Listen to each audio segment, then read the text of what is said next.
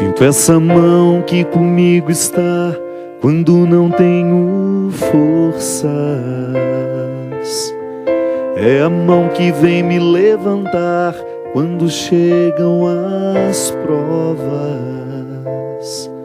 Foi essa mão que ajudou Moisés a dividir o mar em dois. É a mesma que hoje me acompanha, a mão de Deus. Sinto essa mão que comigo está quando não tenho forças. É a mão que vem me levantar quando chegam as provas. Foi essa mão que ajudou Moisés a dividir o mar em dois. É a mesma que hoje me acompanha, a mão de Deus. É a que me sustenta quando eu vou cair. É a que me dá forças para resistir. A que me alcança, que nunca falha, me move com poder. É a que me sustenta quando eu vou cair. É a que me dá forças para resistir. A que me alcança, que nunca falha, me move com poder. A mão de Deus.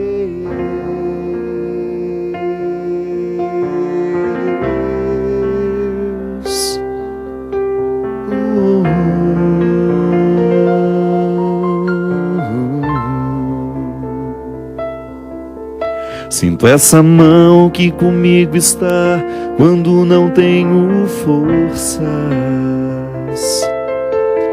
É a mão que vem me levantar quando chegam as provas. Foi essa mão que ajudou Moisés a dividir o mar em dois. É a mesma que hoje me acompanha, a mão de Deus. É a que me sustenta quando eu vou cair, a que me dá forças para resistir. A que me alcança, que nunca falha, me move com poder. É a que me sustenta quando eu vou cair. É a que me dá forças para resistir. A que me alcança, que nunca falha, me move com poder. A mão de Deus.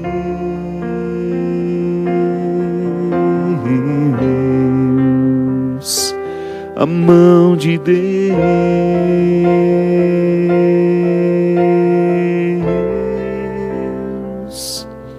Muito boa noite, com muita alegria que nós começamos mais um programa Direção Espiritual. Obrigado você que nos acompanha, que já faz parte dessa família, que já inclui na sua agenda toda quarta-feira à noite, com reprise depois no sábado e na madrugada de domingo, este encontro comigo aqui. Essa oportunidade única que Deus nos dá de pensar na nossa vida, à luz da Sagrada Escritura, à luz também dos acontecimentos. É sempre muito saudável a gente ter a oportunidade de pensar o nosso momento presente, mas contextualizado. Até para a gente entender um texto, a gente precisa do contexto. Às vezes a gente não consegue ter uma boa visão da vida, é porque a gente só foca naquilo que está acontecendo. Mas quando você abre o leque para ver os acontecimentos, tudo aquilo que lhe envolve nesse momento, a sua visão fica mais aperfeiçoada. É assim que a gente supera os momentos de dificuldade. É assim que a gente cresce como pessoas. Quando a gente se oportuniza um olhar mais amplo das realidades que nos envolvem.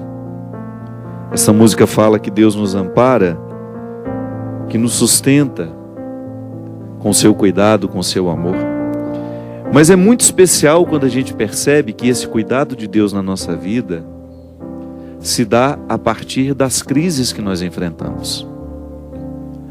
Pode parecer um pouco contraditório, né? Deus me amar, me permitindo crises, porque não há outra forma de crescer.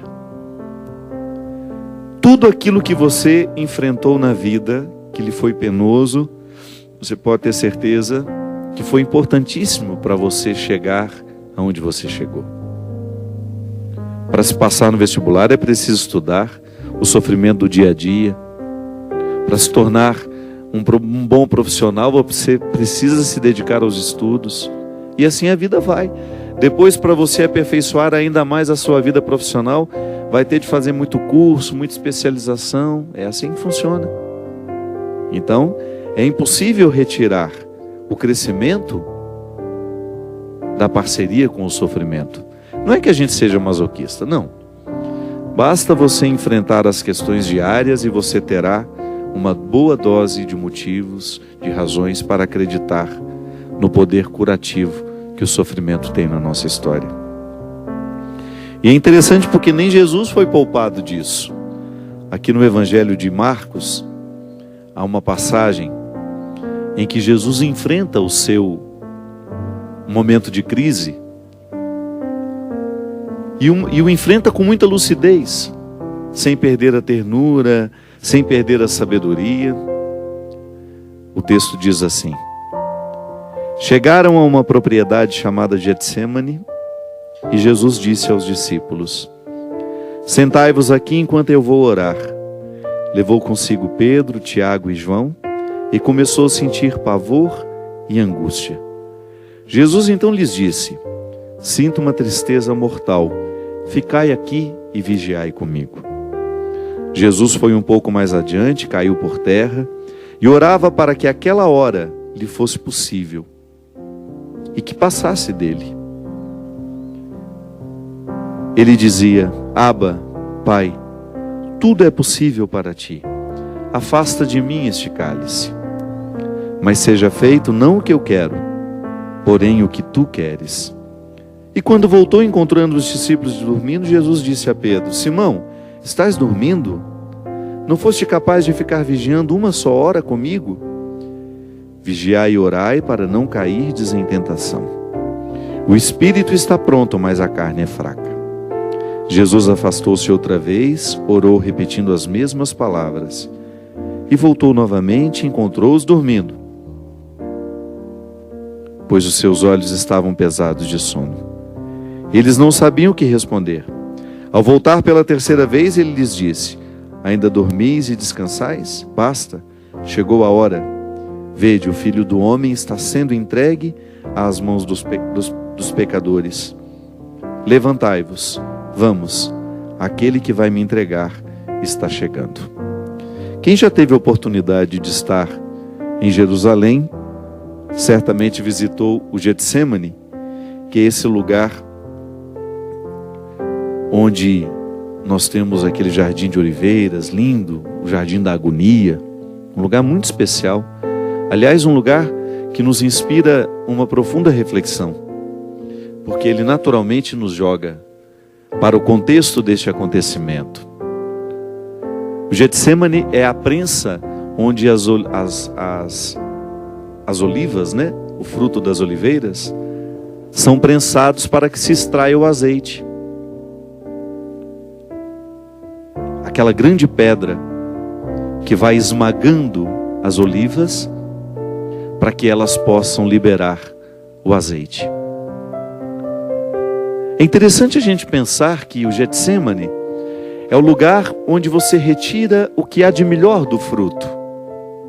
Sim, se a oliva não for esmagada, não se chega ao azeite que ela pode oferecer. É preciso que o movimento daquela grande pedra arranque do pequeno fruto o que ele tem de melhor. Não é à toa que Jesus foi sofrer num lugar deste, né? E não é à toa que essa construção literária nos coloca diante de uns momentos mais difíceis da vida de Jesus. Ele está prestes a ser morto, prestes a enfrentar todo o sofrimento da tarde santa, naquela sexta-feira que para nós dentro da Semana Santa é um momento especial para a nossa reflexão também, mas Jesus está prestes a viver o seu Calvário e Ele sabe disso. Ele chama os amigos para estarem com Ele, e nem esses amigos são capazes de participar do sofrimento dele. É interessante isso, né? Porque o que Jesus queria ali naquele momento era a companhia de amigos. Você entende muito bem o que isso significa? Porque também no momento do seu sofrimento você não gosta de ficar sozinho.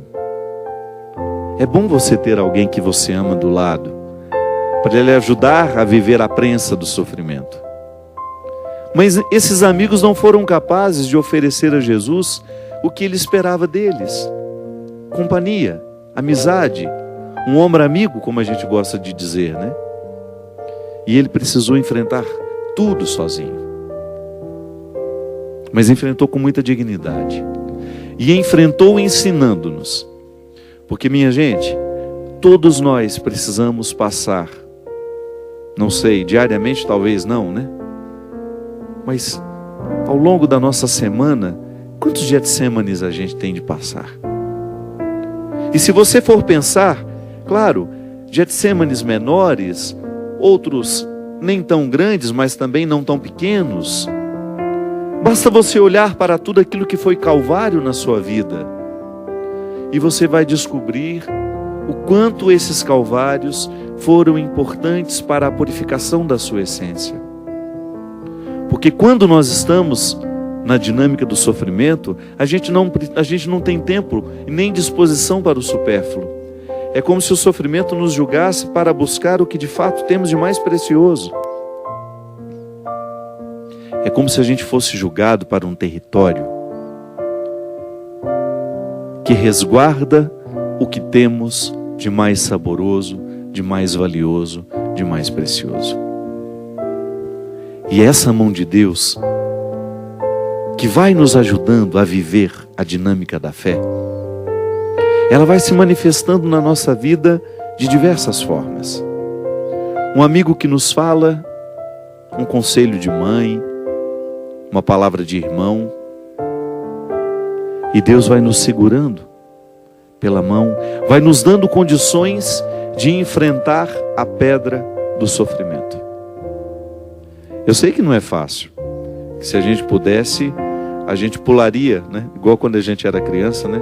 Que você tem aqueles jogos em que você tem a oportunidade de pular uma fase, né? Ah, vou pular, tenho o direito de pular uma fase, vou pular. Na vida não é assim não. Não dá para pular a fase. O que a gente precisa é viver parte por parte, ir administrando essas dificuldades e percebendo o poder curativo que elas têm em nós. Porque também isso nos faz manter a vivacidade no caminho. Quando eu identifico que aquela dificuldade que eu estou enfrentando, que eu estou passando, ela tem um poder de transformação na minha vida. Você já está percebendo que não está sendo em vão? Você identifica que ali você já está produzindo, a exemplo das olivas, o azeite precioso. Eu fico olhando para mim mesmo, né? Quantas fases da minha vida que foram pesadas, difíceis, que na hora que eu estava passando, eu queria quase que fugir daquilo. Insuportáveis. Eu me lembro no meu processo, né? Até me tornar padre. Por incrível que pareça, a minha vida como seminarista me ofereceu muito mais dificuldades do que a minha vida de padre. Eu enfrentei momentos muito difíceis durante o meu processo de estudo para tornar-me padre. E eu fico vendo como foram importantes esses momentos na construção da minha identidade sacerdotal. Até mesmo antes de falar da minha identidade sacerdotal, como esses momentos foram importantes na construção da minha estrutura humana.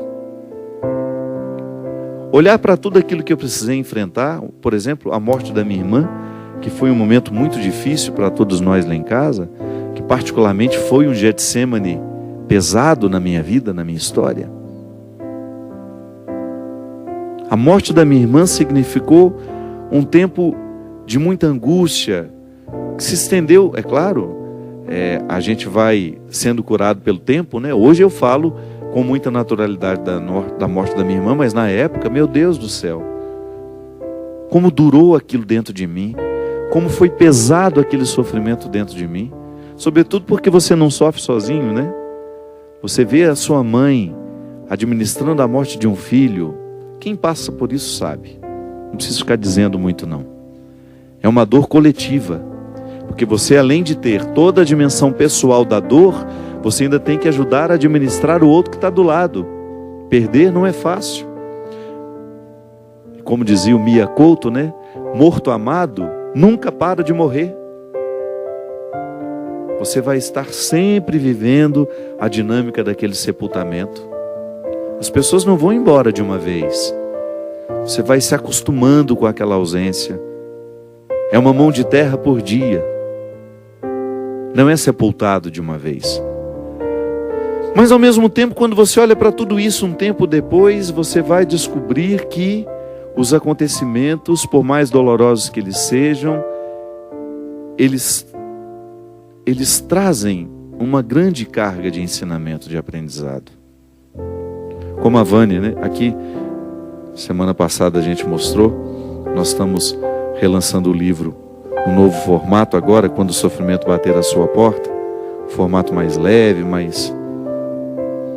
Aqui nesse livro eu conto a história da Vânia, uma amiga minha madrinha de ordenação lá de Terra Boa. Quando o Gustavo morreu, filho dela, que na época tinha 14 anos, estava indo de férias e um acidente muito trágico matou o Gustavo. Vânia e o Caião, que é o apelido do meu padrinho querido, que é o esposo da Vânia, pai do Gustavo, viveram momentos terríveis.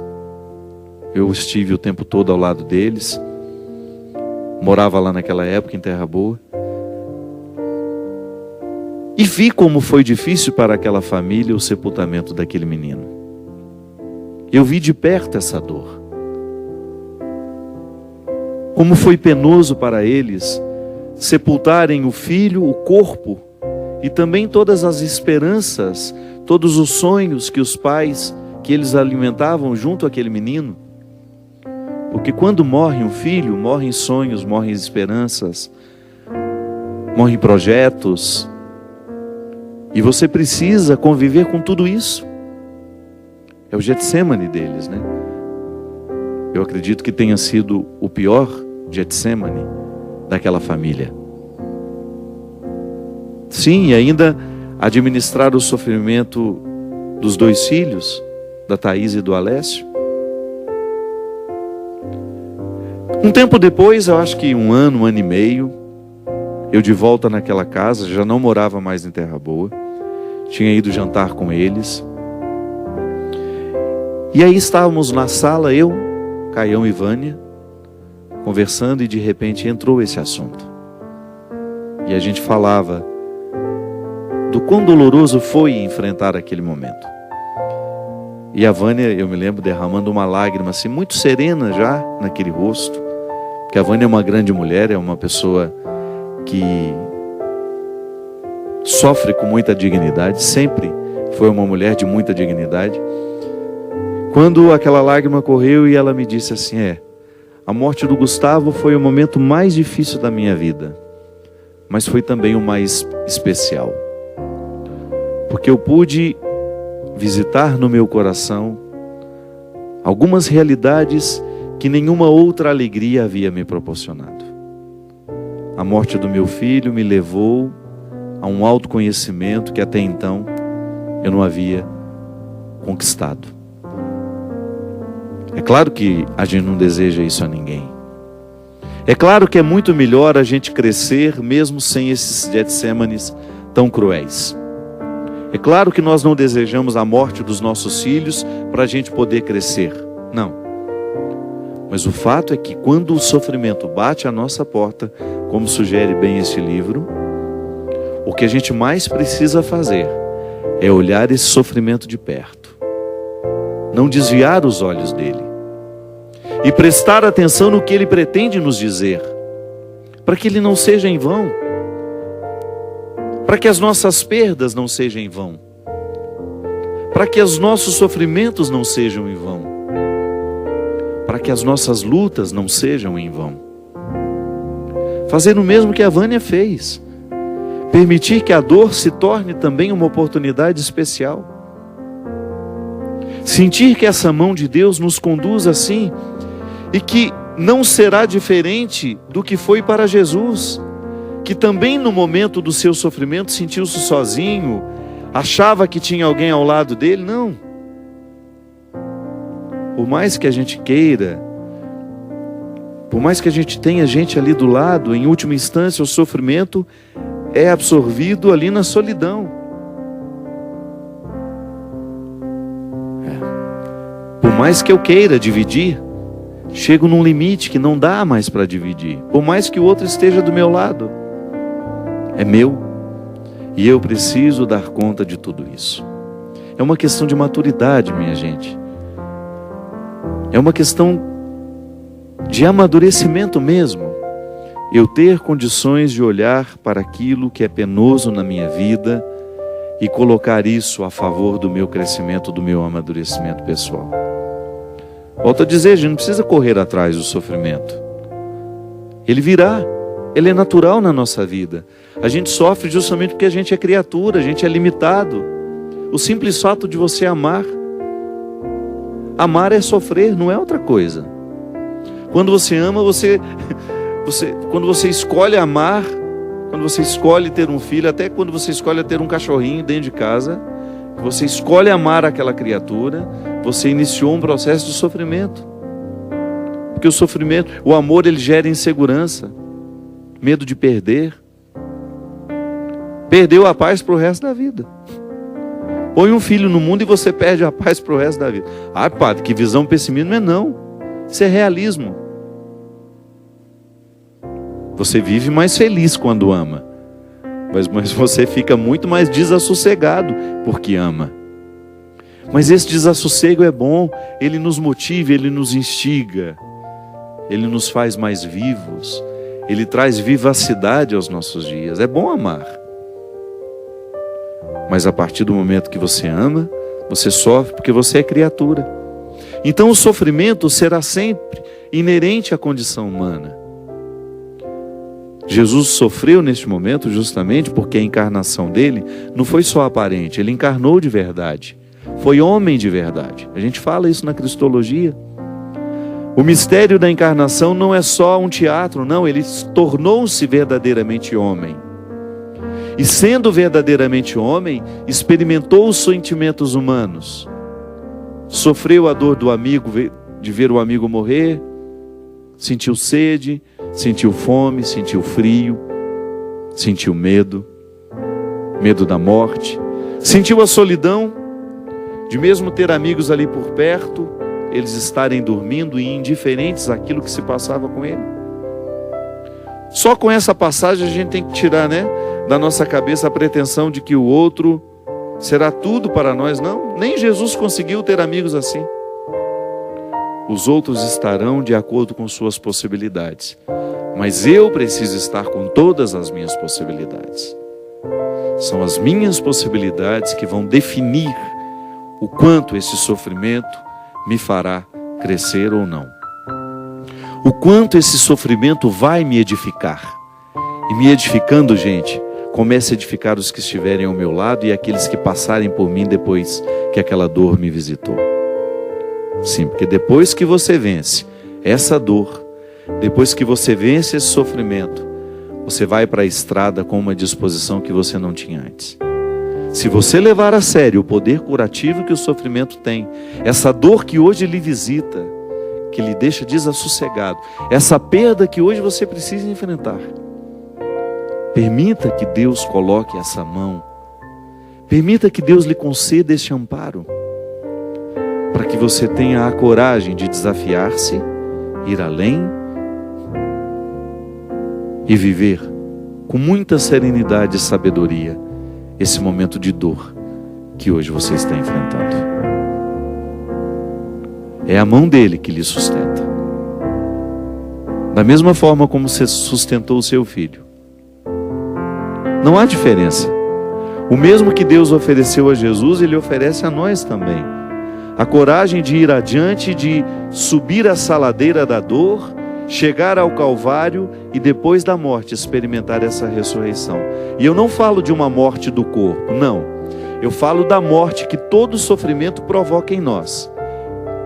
É quando, por exemplo, você se decepciona com uma pessoa, naturalmente morre alguma coisa dentro de você. Mas essa decepção não pode lhe amargurar. Ao morrer aquilo que antes era tão vivo dentro de você, permita que você se torne melhor. Comece a ver as pessoas com menos ilusões. Olhe-as com mais realidade. Ah, vai ser tão melhor conviver. Você vai ficar mais maduro, vai ficar esperando menos dos outros e recrutando mais de si mesmo. Quem espera muito do outro, recruta menos de si mesmo. Quem recruta